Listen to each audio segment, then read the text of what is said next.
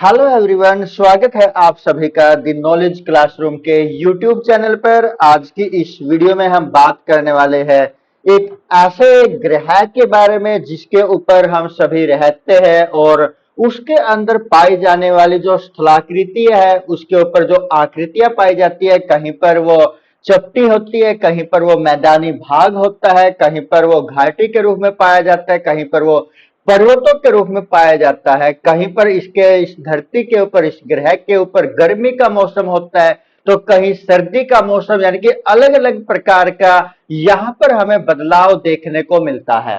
तो आज की इस वीडियो में हम बात करेंगे हमारी जो पृथ्वी है, पृथ्वी की आंतरिक संरचना के बारे में। यानी कि जो अर्थ है, अर्थ की जो आंतरिक संरचना है, यानी कि जो पृथ्वी है उसकी आंतरिक संरचना के बारे में, जो इंटरनल स्ट्रक्चर है हमारी धरती की, उसके बारे में हम आज की इस वीडियो में पढ़ने वाले हैं।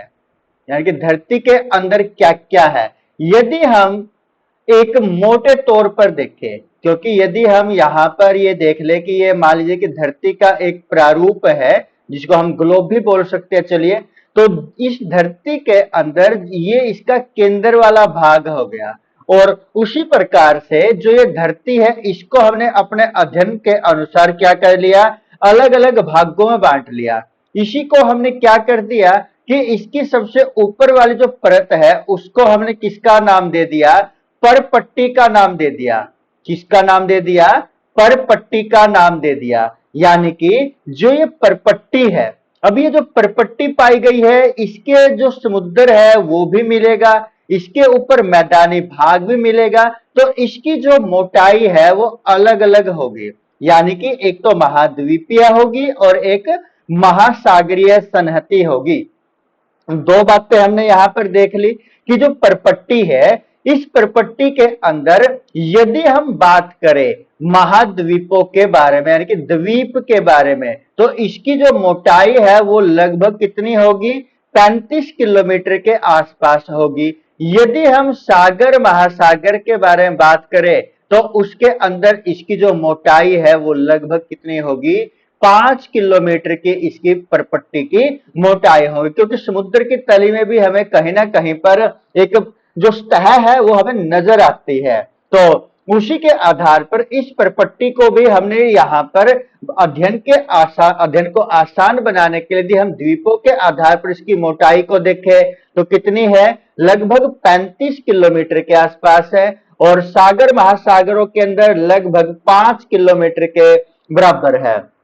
तो इसी परपट्टी को, क्योंकि जो पृथ्वी है वो क्या है, एक लगातार गति करने वाला ग्रह है, अर्थात गतिशील ग्रह है। और इसके अंदर क्या है, लगातार गति होने के कारण इसके स्वरूप में कहीं ना कहीं बदलाव आता रहता है। कहीं पर इसके अंदर उबड़ खाबड़, तो अलग अलग प्रकार के जो मैदानी भाग है उनमें बदलाव आता रहता है। अब यदि हम इसके बाद बात करें किसके बारे में, मेंटल के बारे में, यानी कि धरती के जो अगली सतह है, यदि अब हम बात करें किसके बारे में, मेंटल के बारे में। फिलहाल हमने परपट्टी के बारे में देखा, परपट्टी के बारे में हम थोड़ा और जानते हैं कि जो इसके यहाँ पर जो सतह है वो 5 किलोमीटर तक महासागरों पर फैली हुई है, और जो महाद्वीपीय संहति है उसमें मुख्य रूप से जो खनिज मिलते हैं, यानी कि इसके अंदर जो खनिज मिलने लग रहे हैं, वो खनिज कौन कौन से मिले हैं, इसके अंदर मुख्य रूप से परपट्टी के अंदर जो खनिज मिले हैं वो कौन से मिले हैं, एक तो मिले हैं सिलिका के रूप में, यानी कि सिलिका, और दूसरा कौन सा मिला है, एल्यूमिना। दूसरा कौन सा, एल्यूमिना। ये दो प्रकार के मुख्य खनिज इसके अंदर मिलते हैं, और इन दोनों से ही क्या बन जाता है, सी से सिलिका और एल से एल्यूमिना, और दोनों का मिला जुला रूप क्या बन जाता है, Cl बन जाता है। क्या बन जाता है, Cl बन जाता है, जो कि कहां पर पाया जाता है, मुख्य रूप से जो महाद्वीपीय स्ट्रक्चर है उसके अंदर पाया जाता है। तो हमने यहां पर यह देख लिया कि महाद्वीपीय सतह के अंदर मुख्यतः जो सिलिका है और जो एल्यूमिनियम है वो मुख्य रूप से पाया जाता है। और उसी प्रकार से यदि अब हम बात करें जो महासागरीय स्थिति है, यानी कि जो महासागर है उसके अंदर जो यहां पर पाए जाएंगे वो कौन कौन से पाए जाएंगे, यहां पर पाए जाएंगे, एक तो पाया जाएगा यहां पर शिलिका, यानी कि शिलिका किसके अंदर भी था, महाद्वीपों के अंदर भी था। और महासागरों के अंदर दूसरा मुख्यतः कौन सा मिलेगा, मैग्नीशियम मिलेगा। और जिसके कारण से इसको यहां पर क्या माना गया है, शीमे माना गया है। क्या माना गया है, शीमे माना गया है। यानी कि शी से मतलब शिलिका और एम से मतलब यानी कि मैं से मतलब क्या हो गया, मैग्नीशियम हो गया। मैग्नीशियम का जो सिंबल है, प्रतीक है, वो क्या होता है, साइंस के अनुसार Mg होता है, यानी कि SiMg। तो यहां पर ये महासागरों की सतह के अंदर, और ये क्या Cl किसके अंदर, महासागरीय महाद्वीपीय सतह के अंदर क्या मिलेगा, Cl मिलेगा।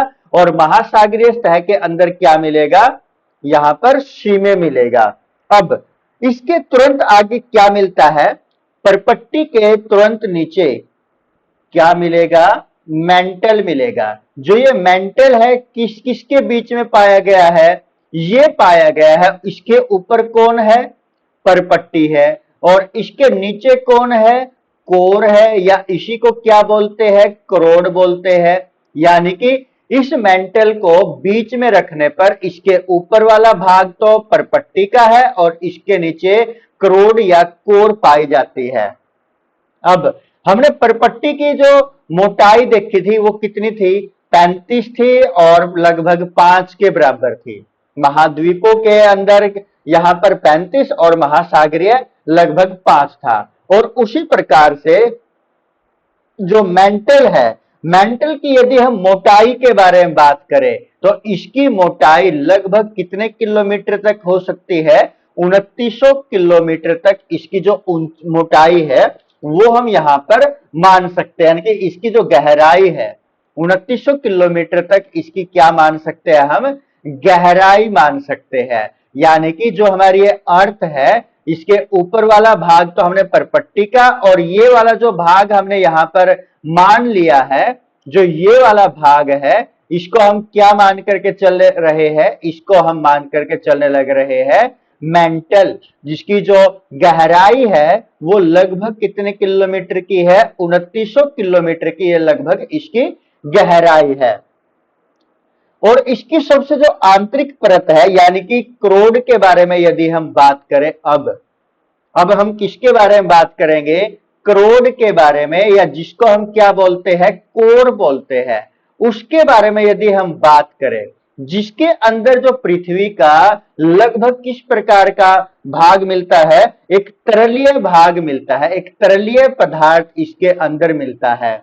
और जो इसकी त्रिज्या है, यानी कि यदि हम अब यहां पर मेंटल के बाद इस वाले भाग के बारे में बात करें तो यहां पर जो एक कोर है या जो करोड़ है, जिसकी जो मोटाई या जो गहराई है वो कितनी है, 3500 किलोमीटर की है। कितनी गहराई है, 3500 किलोमीटर के केवल इस की। और जो इसकी यहां पर हम बात करें, इसकी त्रिज्या लगभग कितनी है, 3500 किलोमीटर के बराबर, इसकी रेडियस कितनी है, 3500 किलोमीटर के बराबर है। और जो यह बनी हुई है वो किस चीज की बनी हुई है, जो ये बनी हुई है ये किस चीज की बनी हुई है, ये बनी हुई है किस चीज की, निक्कल की और लोहे की। निक्कल और लोहा, लोहे को क्या बोलते हैं, Fe बोलते हैं। तो ये किस चीज की बनी हुई है, निक्कल और फेरस की बनी हुई है। और इसी कारण से इसको क्या बोला जाता है, इसको बोला जाता है, यहां पर इसको क्या नाम हम दे सकते हैं इसका, नी और फे, यानी कि इसको हमने क्या बोल दिया, नीफे बोल दिया। क्या बोल दिया, नीफे बोल दिया। और जो केंद्रीय करोड़ है इसके जो एक तरल पदार्थ पाया जाता है, जो एक तरल पदार्थ यहां पर मिलता है जो कि क्या कहलाता है, इसको हम मैग्मा कह सकते हैं। क्या कह सकते हैं, मैग्मा कह सकते हैं इसको। अब जिसके ऊपर क्या है, जो यहाँ का जो टेम्परेचर होता है वो क्या होता है, हाई टेम्परेचर होता है। और इसका जो दाब है यानी कि जो प्रेशर है वो भी क्या होगा, यहाँ का हाई होगा, हाई टेम्परेचर होगा और प्रेशर भी क्या होगा, हाई होगा। अब यदि हम बात करें अपनी इस धरती के बारे में, जो इस विश्व की सबसे गहरी खान मिलती है, गहरी खान विश्व के अंदर कहां पर पाई जाती है, दक्षिण अफ्रीका के अंदर मिलती है। कहां पर मिलती है, दक्षिण अफ्रीका के अंदर। और जो इसकी गहराई है, जो ये खान यहां पर मिली है दक्षिण अफ्रीका के अंदर, वो कितनी है, इसकी जो गहराई लगभग 4 किलोमीटर के आसपास है। और जो वैज्ञानिक है लगातार तेल की खोज में इसको खोदते जाने लग रहे हैं। उसके बाद यदि हम बात करें कि जो पृथ्वी का केंद्र है उस तक क्या कोई मानव पहुंच सकता है, तो इसका उत्तर फिलहाल तक तो क्या है, नहीं। यानी कि ये एक असंभव काम लगता है कि कोई भी जो मानव है इसके केंद्र तक पहुंच सके। तो दोस्तों, आपको ये हमारी छोटी सी वीडियो पृथ्वी के आंतरिक संरचना के बारे में कैसी लगी, हमें कमेंट करके आवश्यक बताइएगा। जल्द मिलते हैं किसी अन्य टॉपिक के साथ, तब तक के लिए सभी को नमस्कार, जय हिंद दोस्तों।